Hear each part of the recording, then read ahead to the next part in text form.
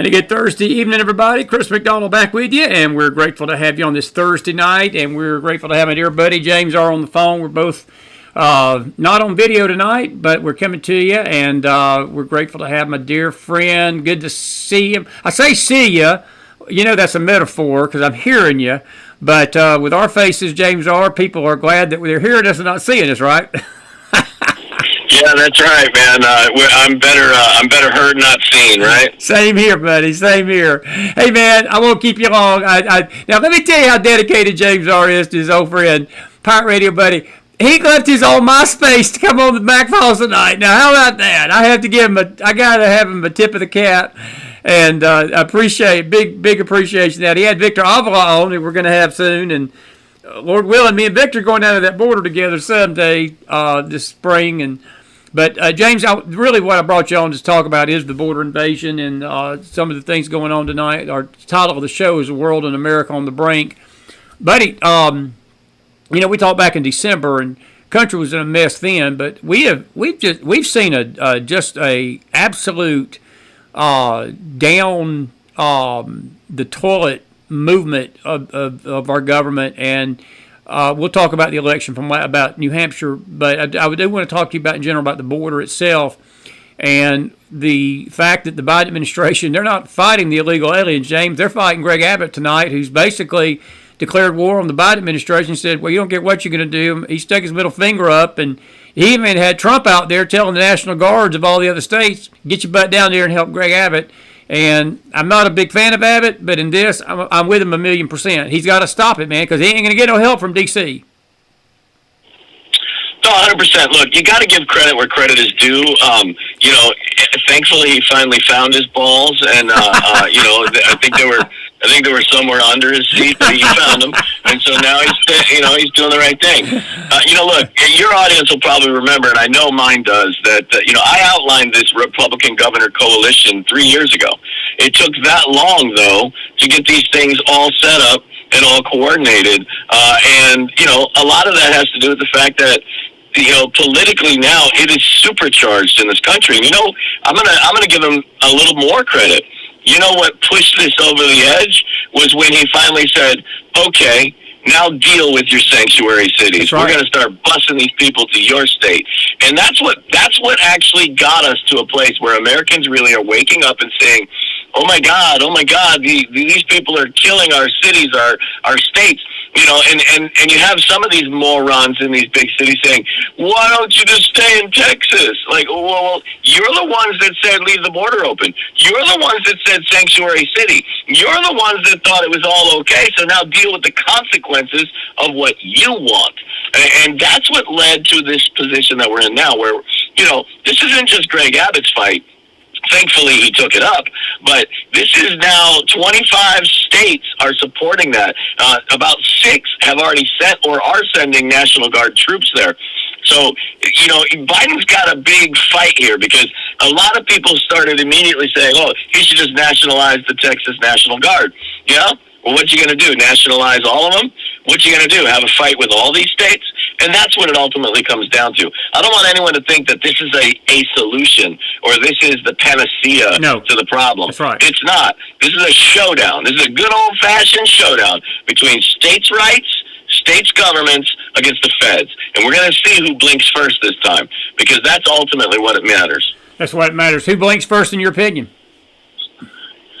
Oh, Biden. These guys need to have a committee in order to tell them what they're going to eat for lunch in a week. I mean, they don't have instant responses to anything.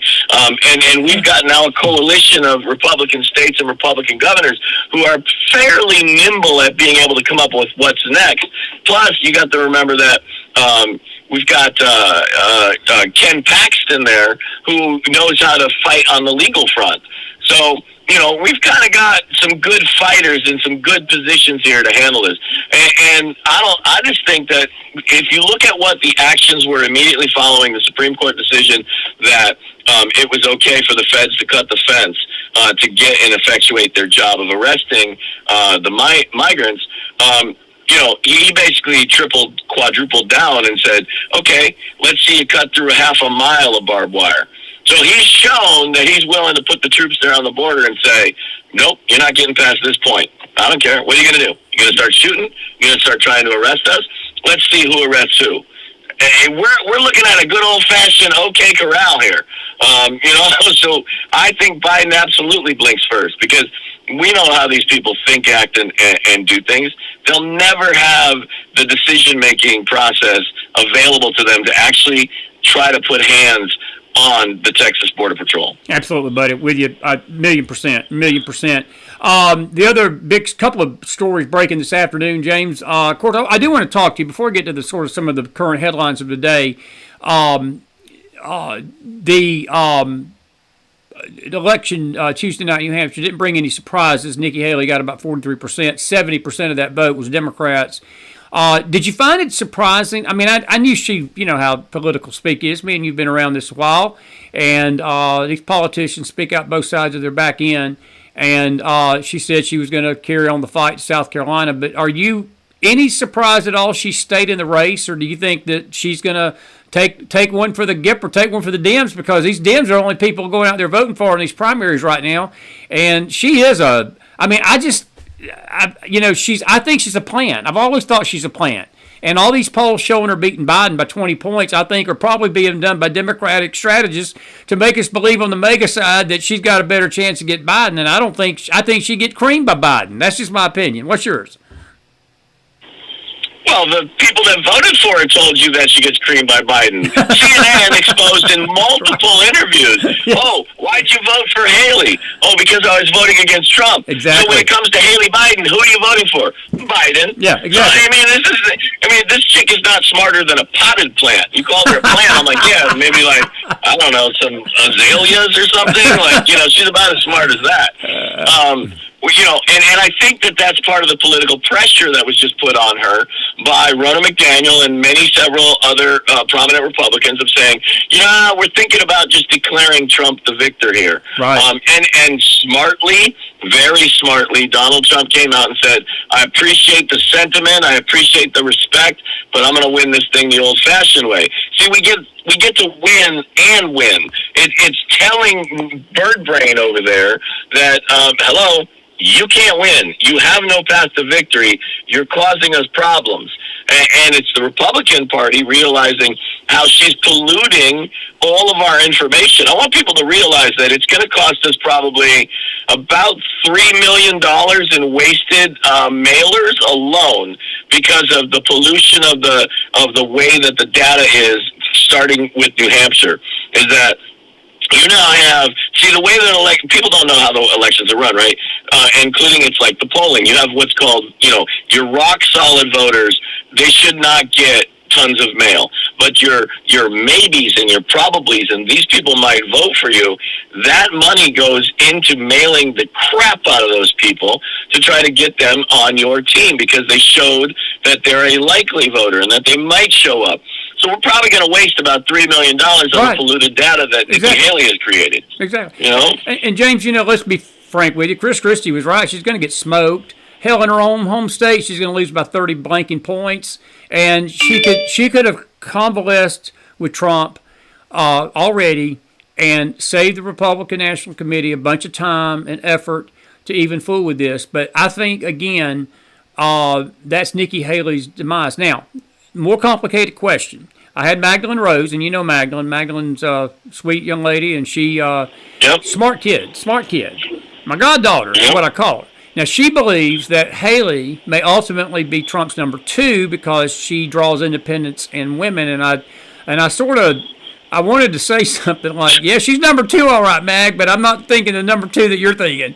But do you think that she would make a big...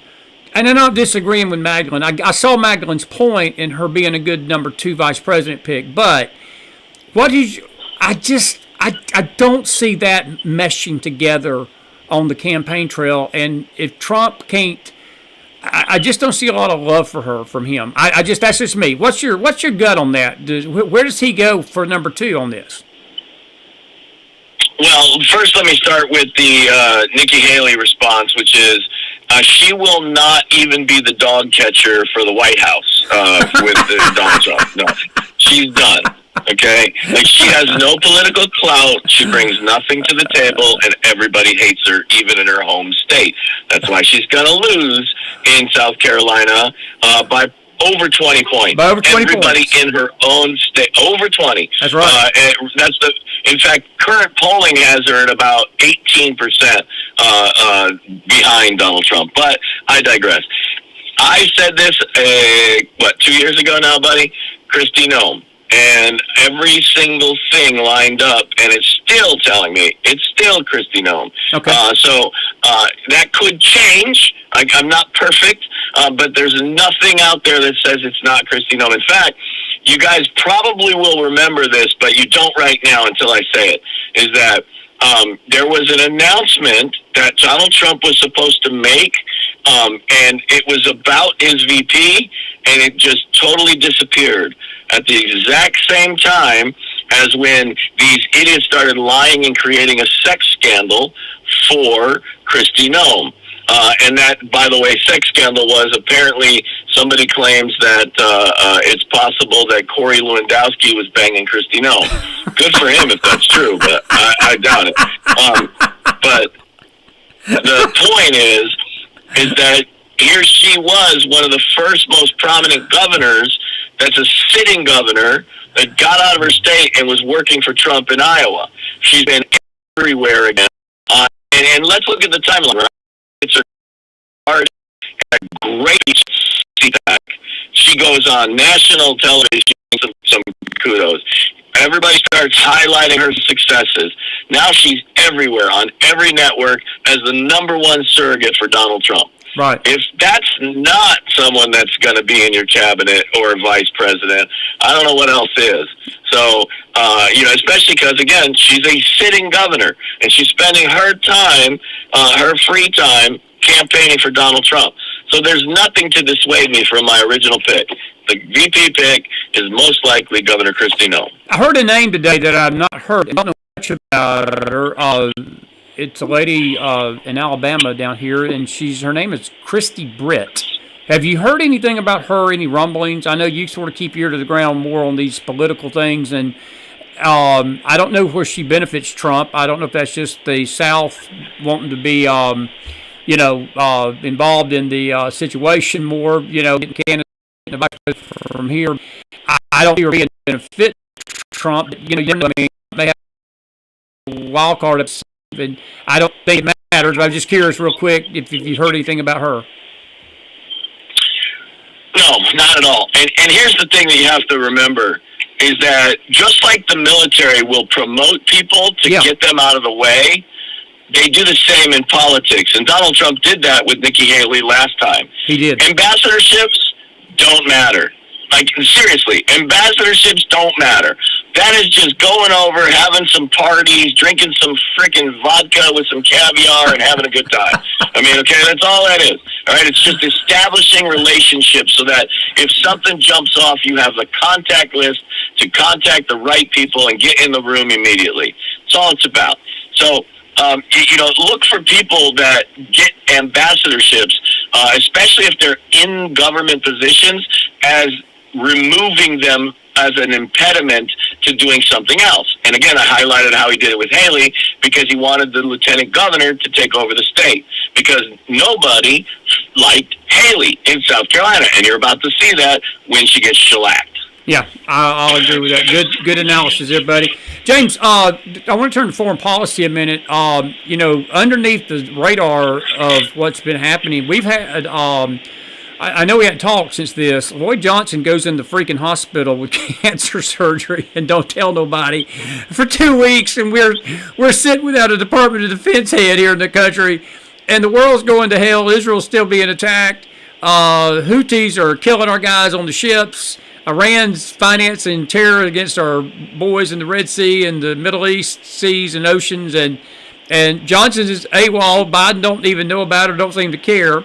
And he gets up from his hospital bed, orders attacks on the Houthis, and we're sitting there, and people are not realizing that it's just stirring the freaking pot in the Middle East, and it's what the warmongering SOBs want. They want us to be in war, And what's your thoughts on the foreign policy situation right now, and how concerned are you that we may see a conflict before this is all over this year? Well, the foreign policy is an absolute unmitigated disaster. Everywhere. Like, they can't do anything. It's like the Keystone Cops on steroids. I mean, fuck, they can't even get a relationship with England ironed out. I mean, come on. You know? That's like, true, brother. These people are, I mean, it's just like, of course I'm terrified by what these people will do. And you know, because they're really just being held by this global agenda. I mean, you even have the people at the global conference telling you electing Donald Trump will be the death knell of the one new world order kind of stuff. Like, when they're saying it publicly. Like, everybody said we were conspiracy theorists about 4 years ago. I know. And now they're just saying it outwardly. Like, yes, that's our point. We don't want you. So when it comes to anything with foreign policy, I mean, we're not leading. We are following. And that's a shame. It really is. Because these guys don't know what they're doing. I mean, they're screwing up every single thing you could. I mean, how hard is it to withdraw out of a country with your military? Like, how hard is that? They couldn't even fucking do that right. I know. I mean, we left $185 billion of equipment behind. We got troops killed just trying to leave somewhere. God, imagine what they're doing trying to get in. Imagine what they're doing trying to get in. 5 years ago tonight, Roger Stone got arrested, buddy, and we've got all these crazy judges doing all sorts of crazy things to Trump still, and all. Where does this nonsense end, James? I know it's going to have to go out. You know, it's going to be drawn out for a time because, you know, unless he just fast tracks it to the Supreme Court. I mean, you know, this is going to be a while. But do you see any remedy for him with all these trials going on? And you know, I know they're trying their best to carry it on through the election cycle, but does it hurt him? I think it's helping him. I just think it's helping him. It's all helping Trump. In fact, here's the bizarre thing, is that the very people that were running that said the indictments were going to hurt Trump are now saying it's because of the indictments that he's winning. He's winning, like, exactly. This is, of course, because the American people are not stupid. I mean, let's look at what they're doing in Chicago. When you have, you know, and I've talked about this before, but when you have, you know, in your conservative circles or on shows like this, where we're talking about Republican politics, and you get a lot of guests that'll say, you know, we got to do better outreach to the black community. We got to do better outreach to the Latino community. Guess what? It's those people that are now outreaching to us. I know. I mean, Mark Carter in Chicago is now literally saying, Donald Trump, come to Chicago, please. We're with you. Come walk our streets. Let's talk. Let's break bread, and let's get this done.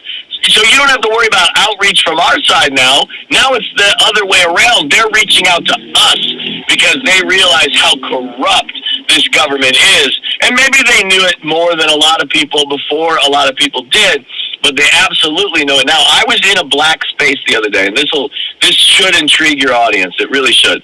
I was in a black space where there was two sides to the arguments about what's going on, and both sides said, I hope you're not rolling with those blue MFers. Like, boy, when I heard that, when I heard both sides, man, can't roll with those guys. I was like, wow, that's saying something. That's saying something, brother. That's saying something. Oh my God. You know, they thrown Navarro in jail today for 4 months for not helping or not following a J6 subpoena. James, if we start, like, where in the hell are the lawyers for Hunter Biden? Should not. If they're going to do this Navarro, is it not right that we put Mr. President's son in the same prison for the same reason? Isn't he not sticking his nose up to Congress too?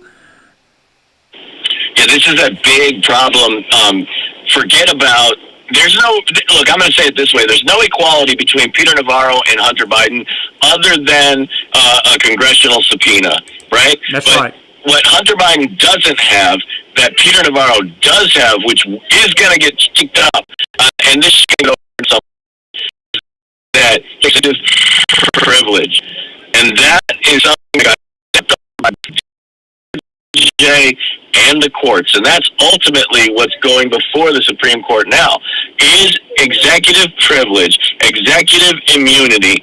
Are these things real, and where are the lines? And of course they're real. And of course that's separation of powers. We cannot have a situation and condition like we currently have and expect to have a country left by the end of it. If one branch can run the whole operation, you're done. It's specifically why our Constitution and our government arms were created to not have maximum power, that there was a balance that had to be struck between the three branches in order to effectuate legal government without tyranny. And what we have right now is absolute tyranny. The Supreme Court is going to overturn this because they're going to be smart enough that the left is not, to see what the future holds. Because I can promise you this, we're going to win this election at the end of this year. And if Donald Trump can do to them what they did to us, yes, they're going to scream bloody murder all the way down. Oh, I mean, I'm just telling you. No, absolutely. Screaming bloody murder. It ain't going to be what they're screaming, buddy. They're going to be screaming something else. They're going to be using some James R. Let's just say James R. Hawaii talk, right? They're going to be using a lot more than that, man. Hey, couple of things. I know you've been doing a lot of space, a lot of talk. What's the scuttlebutt around Twitter? You've had Victor Avalon tonight, but I know you've talked to some other people. And what's going on in the world of politics and the world of James R. and what all is happening out there that you'd like people to know about tonight, and anything we need to really be concerned and watching? Well, I think everything is a concern at this point. You know, as far as what we're doing on X, man, I would encourage anyone in your audience that you better get on X and you better start joining these spaces and figure it out. There's a lot of bad actors out there, just like there is in anything. There's a lot of dumbasses that think they're smart, just like anywhere. But you will find spaces that we hang out with that are really bringing the fire. And we're having conversations regularly, if not daily, with people in the government. Like, I talk regularly with people like Matt Gaetz, George Santos. They know my name and know who I am. You know, these people are the people pulling the levers of power in the government.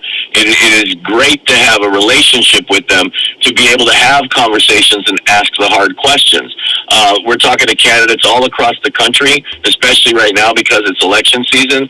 But we've been doing that for quite a while. I mean, you know, I have relationships with just about the head of every state GOP. Like, we know who they are. A friend of mine, Michael Thompson, he's on the executive Republican committee of Florida. He's the chairman of Lee County GOP. I mean, this is a guy that sits down with President Trump every day. My other friend, Chad Caton, that's from you know, the vidcast world. He's the director for Veterans for Trump. We talk to these people regularly. Another guy, seat at the table. Tiffany Savage, another member of the Trump team. We talk to them regularly. So we get the information firsthand, and it's why we get things right.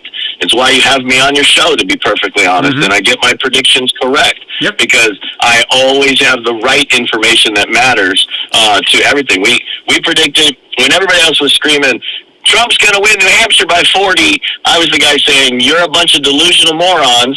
Trump's going to win between 10 and 15 points. That's exactly he won by 11. Yep. I mean, you know, and that's why when I hear the talk about South Carolina, this is an unpredictable race. It really is. But this shows you how much she's hated in South Carolina. I know. That I'm saying she's going to lose by 20-plus points in her home state. That is a big number and a big deal. They just had a huge victory today in South Carolina with Chad Caton and a bunch of other people at stopping this ranked choice voting crap that these people are trying to pass. Ranked choice voting is horrific. You need to look no further than Alaska to know that. But you still have states like Nevada and South Carolina, amongst others, that are trying to go to it. And it's horrific. This is progressivism on steroids, and the Republicans are the ones that are screwing the people over. They are. And we got to get these people changed out. That's why we had Victor Avila on tonight, is that he's running to unseat the incumbent Rhino Tony Gonzalez from District 23. So, that's why we had him on, because this is what everybody in your audience, everybody in my audience has been begging for forever, is to primary out the rhinos. Well, you got your chance. Get behind Victor right now and let's do it. I'm with you, buddy. James, listen, we're gonna get you back on next week or the next, and we're gonna probably do a longer interview. I just wanted you tonight because we had some scheduling blips with some other folks, and I'm so grateful, buddy, for you. And listen, I'm gonna reach out to you soon, and we're gonna get together. I want to just say, I know James don't mind me announcing this. James is gonna be on the election desk with me in November when the general election goes. We'll be into the night. Watching out for the fraud and all the stuff. Last time we were together, some weird stuff went on. Remember that? 100%. 100%, brother. So I'm looking forward to that, and we're going to have him on pretty regularly as we get into this election season. Prediction, she loses by 20 in South Carolina. Does she get out? Possibly, and this is where things get wild. The other day, I had a guy, Jim Pfaff. Now, he was Thomas Massey's chief of staff, been in Congress, halls of Congress for 30-plus years, knows what he's talking about. He's an old-school veteran. I was talking with him, and I said, listen, this may be the first time in history where we have no competition by Super Tuesday. And he's, no, it's not going to happen. The next day, Ron DeSantis dropped out. Yeah. It's because we are far outside the norms here. We are not in a normal political process. America has made its decision already. America knows what needs to be done already. That's why you saw the double-digit shellackings of Ron DeSantis and Birdbrain, and then Birdbrain comes out and acts like she won something. I saw that. You're like, I know. do you not understand? These are landslide elections. How can you be claiming victory? It's a landslide. Exactly. You got your ass handed to you like in a cardboard box, and not good, brother. Hey, man, listen, I appreciate you much. I'll be in touch. We got a lot to fight for this year, man. A lot of important stuff, and I appreciate you being with me in this fight. And I hope we can do a project or two together again soon. Bless you, friend. Brother, I always got your back, man. Anytime you need me, I'm there, even when I have to cancel my own show to do your stuff. Well, it wouldn't be me if I didn't call you in the middle of your own show and say, hey, can you come on in 10 minutes, right? So it's all right. Bless you, buddy. Thank you, James R. All right, bless you guys. You too, buddy. James R., everybody, we want to appreciate him. All you Facebook folks can put some fire in that house for James. Listen, we're grateful for you tonight, and it's 9:30, and not going to really say a whole lot more after that. We were supposed to have had Brad Johnson, and Brad just couldn't be with us tonight. He will be back. We'll get him rescheduled. James Akers is coming Monday night, and Dan Glovach's coming next week, and we got Bill Federer coming back. We got other folks coming back. Ricky Wilson is on her way back in a week or so. And so we got a lot of good stuff coming up in February. And we had told you that the month of January, as we wrapped it up, was going to be a little sketchy, and it still is.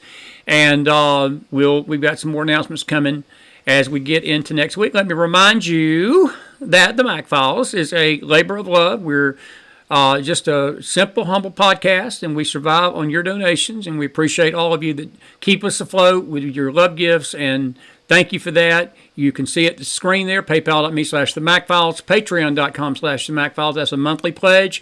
Cash.App /$themcfiles, Zelle, ChrisMac44 at Gmail, and Venmo, themcfileschris. We are thanking you all for that. And we thank you for the help. We have got some events later this year that we're looking forward to being part of. We got Ruth Gottenheim coming back. We've got Ruth Landy from Israel coming back. And a lot of folks that have been on and off for the last several weeks, months, they're going to be back with us too as well. And some new guests coming. And Magdalene will be our election gal on these primary nights. And I think next week is South Carolina. And when we have that election, we'll have a coverage of that and get her thoughts on that, and James R. too at times. So we encourage you to stick around with us here at themcfiles.org, and we thank you for being with us tonight on this Thursday night. I want to thank my buddy James R.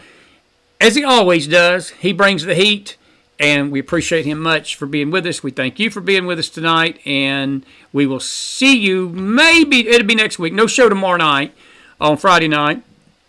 Still not quite 100% from the flu, but I'm going to rest up tomorrow, get my energy, and we're going to hit you hard next week. We will see you in the morning on the Faith Network briefly, and that'll be our final show of the week, and then we'll see you over the weekend. Listen, God bless you. God bless your families. And as we always say on this network, God bless this great nation of America and you and yours tonight. And we appreciate you for being part of this McFiles train. And we got a lot of serious issues. Let me say this before I leave tonight, folks. Serious people for serious times are needed. And it's time that we all hands on deck, because our country depends on it. And we're going to need every single able-bodied American that cares about freedom and democracy and liberty to be with us in this fight as we get into 24, because we're going to be right here fighting the fight no matter what. And we appreciate you doing that and helping us do it. And we have hope that you have a beautiful, beautiful, beautiful Thursday night. And you Facebook folks can put some fire in that house. Thank you so much, James R., for being with me. Have a good night, everybody. Be blessed out there.